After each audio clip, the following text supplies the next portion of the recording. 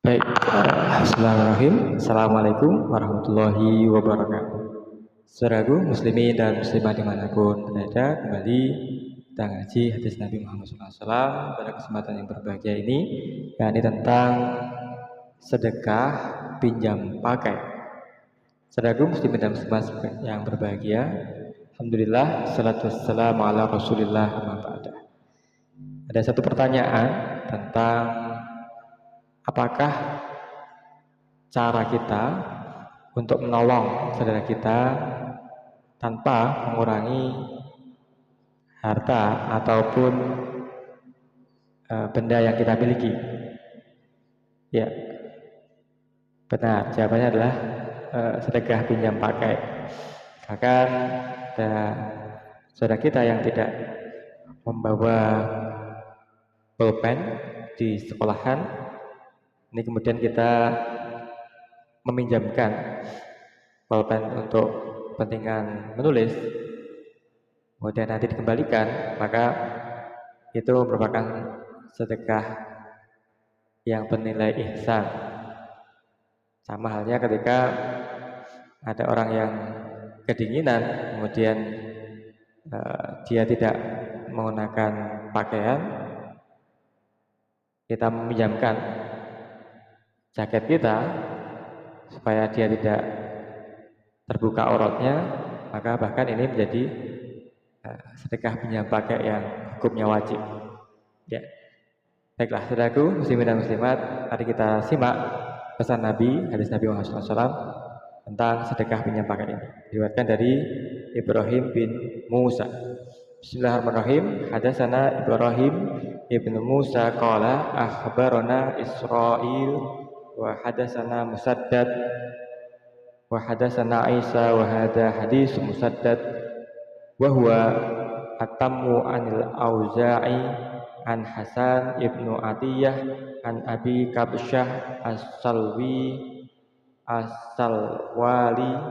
qala sami'tu Abdullah ibnu Amr yaqul qala Rasulullah sallallahu alaihi wasallam arba'una khoslatan a'lahunna manihatul anzi ma ya'malu rajulun bi khoslatin minha raja'a thawbiha wa tasdiqa mau'udiha illa adkhalahu Allahu bihal jannah. Qala Abu Dawud fi hadisi Musaddad qala Hasan fa'adatna maduna manihatil anzi min raddis salam wa tasmitil adis wa imatatil adza 'anit tariq wa nahwuhu famastata'na an nablugha 15 khoslatan. Artinya, telah menceritakan kepada kami Ibrahim bin Musa, dia berkata, telah mengabarkan kepada kami Israil dan telah diriwayatkan dari jalur yang lain, telah menceritakan kepada kami Musaddad, telah menceritakan kepada kami Isya, dan ini adalah hadis yang Musaddad, dan ini lebih sempurna dari Auza'i, dari Hasan bin Atiyah, dari Abu Habsyah al-Saluli. Dia berkata, saya mendengar Abdullah ibnu Amr berkata, Rasulullah SAW bersabda, terdapat 40 sifat. Paling tinggi adalah memberikan kambing betina untuk diambil manfaat susu dan bulunya. Tidaklah seorang melakukan satu dari sifat-sifat tersebut karena mengharap pahalanya dan membenarkan apa yang dijanjikannya, kecuali Allah akan masukkannya ke dalam surga. Abu Dawud dalam hadis Musaddad berkata, Hasan berkata, kemudian kami menghitung selain memberikan kambing betina untuk diambil susunya dan bulunya, yaitu 40 sifat tadi adalah membalas salam, menjawab orang bersin, menyingkirkan gangguan di jalan dan semisalnya. Dan kami tidak mampu mencapai 15 sifat. Apa yang bisa kita petik hikmah dari hadis ini? Pertama, cabang iman terkait dengan amalan badan ada 40, arba'una khoslatan. Tidak 40 cabang iman. A'lahunna, dan yang paling tinggi manihatul anzi maya'mal rajulun bi khoslatin. Yang tertinggi adalah memberikan kambing betina untuk diambil susunya dan bulunya. Tidaklah seorang melakukan salah satu sifat-sifat dari 40 sifat tersebut karena mengharap pahala Allah dan membenarkan apa yang dijanjikan Allah, kecuali Allah akan masukkan surga orang yang mengamalkannya. Abu Dawud dalam hadis musnad berkata, Hasan berkata, dan kami menghitung selain berikan kambing betina untuk diambil susunya dan bulunya, diantaranya 40 sifat tadi. Selain itu, selain yang tertinggi tadi adalah memberikan kambing betina untuk diambil susu dan bulunya, yakni radus salam, membalas salam, kemudian menjawab orang yang bersin, kemudian imatatul ada anitorik, menyingkirkan gangguan di jalan, dan yang semisalnya. Dan kami tidak mampu tidak mampu mencapai 15 sifat. Ya, jadi yang tertinggi adalah dari 40 sifat amaliyah badan itu, yang tertinggi adalah menyedekahkan kambing betina untuk diambil susunya dan bulunya. Ya, saudaraku muslimin dan muslimat dimanapun berada, apa yang bisa kita petik hikmah dari hadis ini? Bahwasanya cabang iman terkait amalan badan ini ada 40. Satu diantaranya, yang tertinggi diantaranya adalah kedermawanan, atau dalam bahasa populernya adalah sifat ihsan atau filantropi, kedermawanan kita. Baik, yang kedua, dari 40 cabang tersebut yang paling a'launa, yang paling tinggi nilai derajatnya adalah meminjamkan kambing betina untuk diperah susu dan diambil bulunya. Tentu hal itu tidak mudah bagi kita sekalian yang peternak, apalagi yang bukan peternak. Yang peternak ini susu kambing ini bernilai hasil, bisa dijual, kemudian bisa dikonsumsi, mengandung gizi dan sebagainya. Tapi apabila kita meminjam pakainya atau memberikan susu dan bulunya untuk dimanfaatkan saudara kita yang membutuhkan, maka ini menjadi a'launa khoslatan, atau cabang iman, cabang amaliyah badan yang a'la, yang paling tinggi. Baik, yang ketiga, apabila kita dapat melakukannya, maka kita telah melampaui sifat pikir kita menjadi orang yang dermawan di antara kedermawanan yang lain. Yang keempat, seandainya seorang berkata pada orang lain, ambillah kambing ini, sesungguhnya aku memperbolehkan padamu untuk mengambil air susu dan anaknya, maka hal tersebut boleh dan sah. Sedangkan kambingnya berstatus barang pinjaman. Misalkan kita punya kambing yang sedang hamil dan kita mengatakan silahkan ambil kambing ini, nanti anaknya bisa kamu miliki. Kambing anaknya nanti jadi milik orang yang kita beri, kemudian induknya kembali kepada kita yang meminjamkan kambing tersebut. Baik, yang kelima, dalam bahasa agama pinjam pakai adalah disebut dengan ariyah. Secara bahasa dari pecahan dari kata al-ura, artinya lepas atau bebas. Sedangkan syariat ariyah adalah akad berupa pemberian manfaat suatu benda yang halal dari orang lain tanpa ada imbalan, dengan tidak mengurangi atau merusak benda itu dan dikembalikan setelah diambil manfaatnya. Yang keenam, Imam Mawardi rahimahullah berkata, ariyah adalah pemberian berupa manfaat, hibbatu manafi'. Dasar hukum ariyah dalam Al-Quran dalam surat Al-Maidah ayat 2, A'udzubillahi minasyaitonir rajim, bismillahirrahmanirrahim. Wa ta'awanu 'alal birri wat taqwa wa la ta'awanu 'alal ismi wal 'udwan. Artinya, dan tolong-menolonglah kalian dalam mengerjakan kebaikan dan takwa, dan janganlah tolong-menolong dalam berbuat dosa dan pelanggaran.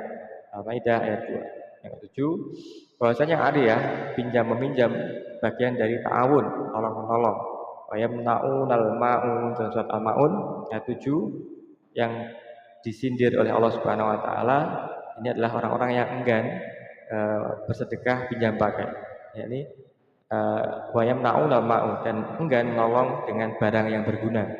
Jadi sedekahul manafi' tadi menurut Imam Mawardi, hibatul manafi', yakni hibah atau hadiah atau pemberian atau sedekah berupa manfaat.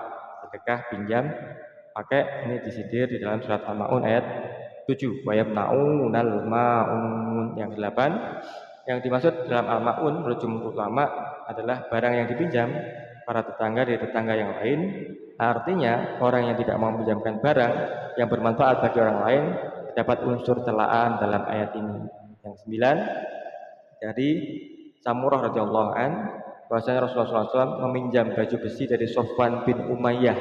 Jadi Rasulullah SAW pernah ketika perang Hunain atau dalam lewat yang lain perang Khaybar, ini meminjam baju besi dari Umayyah, Sofwan bin Umayyah. Sofwan berkata kepada Rasulullah SAW, apakah ini gosok atau merampas wahai Muhammad? Dia menjawab, bukan, tapi peminjaman yang dijamin. Jadi peminjaman yang dijamin. Jadi riwayat Abu Dawud dan Tirmizi. Yang 10 dalil ijma' Qudamah bahwa kaum muslimin telah berijma' tentang boleh dan sunnahnya ariyah. Adapun qiyas, sebagaimana dibolehkan menghibahkan barang seperti baju dan buku, maka dibolehkan juga menghibahkan manfaatnya. Jadi meminjamkan buku, meminjamkan baju, ini untuk diambil manfaatnya, ini adalah boleh. Kemudian yang 11 contoh ya ariyah ini diantaranya adalah meminjamkan rumah untuk ditempati, meminjamkan mobil untuk dikendarai, meminjamkan pohon untuk diambil buahnya, meminjamkan kambing untuk diambil susunya, meminjamkan kitab untuk dibaca, meminjamkan perabotan rumah tangga untuk dimanfaatkan. Jadi banyak sekali. Ini kita ingin menolong tanpa mengurangi harta benda kita untuk diambil manfaatnya saja. Ini contohnya banyak sekali dan peluangnya, potensinya sangat banyak. Yang ke-12, hukum ariyah pinjam meminjam bagi orang yang meminjamkan al-mu'ir, hukumnya adalah sunnah mustahabah, sunnah yang sangat dicintai. Karena di sana dapat pemberian pertolongan pada muslim yang lain, berikan bantuan untuk memenuhi hajat kebutuhan mereka, dan hal tersebut merupakan bentuk ihsan. Ihsan ini adalah diantaranya bersedekah, pinjam, pakai. Bagaimana hadis Allah senantiasa menolong hambanya selama hambanya menolong saudaranya. Wallahu fi auni abdi maka al abdu fi auni akhi. Artinya Allah, pertolongan Allah itu berada dekat dengan kita selama kita menolong saudara kita. Nah, kadang ariyah menjadi hukumnya wajib nih. Bagaimana kok bisa sampai pada hukum wajib? Contoh, meminjamkan baju pada orang yang tidak memakai baju kedinginan. Ini terbuka auratnya dan dalam keadaan darurat. Ini maka meminjamkan baju pada orang yang tidak memakai baju terbuka auratnya, ini adalah hukumnya wajib. Ariyah ini menjadi wajib. Nah, terkadang hukumnya ariyah ini menjadi haram. Kapan? Seperti meminjamkan pisau yang kita tahu orang tersebut ingin membunuh atau menyakiti orang lain. Jadi meminjamkan pisau untuk kepentingan membunuh atau menyakiti orang lain ini menjadi haram. Yang ke-13, adapun bagi orang yang meminjam musta'ir, hukumnya adalah mubah, boleh kita meminjam itu kalau kita membutuhkan, boleh sesuai dengan izin dari pemiliknya. Jadi tidak boleh ghasab, bolehnya adalah meminjam. Meminjam ini yang meminjami sunnah mustahabah, sunnah yang sangat dianjurkan, dicintai, dan hukumnya adalah ihsan, perbuatan yang sangat amat baik. Dan bagi kita yang meminjam ini hukumnya adalah boleh.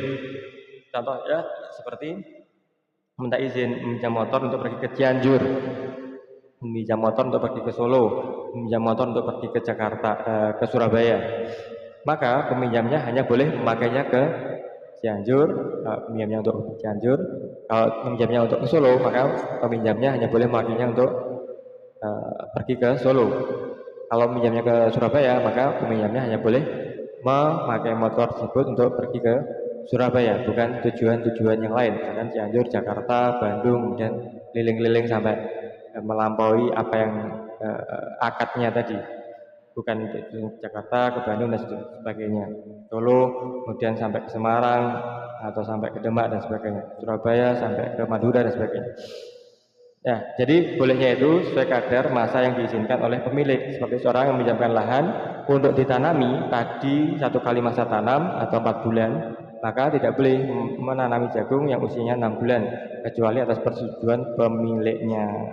Jadi saudaraku, muslimin dan muslimah dimanapun berada, inilah indahnya agama Islam, senantiasa mengajarkan untuk kita dapat saling berbagi, memberi, diantaranya dengan kemanfaatan benda harta yang kita miliki tanpa mengurangi harta benda yang kita miliki tersebut.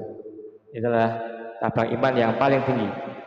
Arba'una khoslatan wa a'launa, jadi yang paling tinggi adalah menjamkan kambing untuk diambil susu dan bulunya. Nah, menjamkan kendaraan, menjamkan rumah, menjamkan pensil, menjamkan buku, menjamkan baju, menjamkan apa yang bisa dimanfaatkan.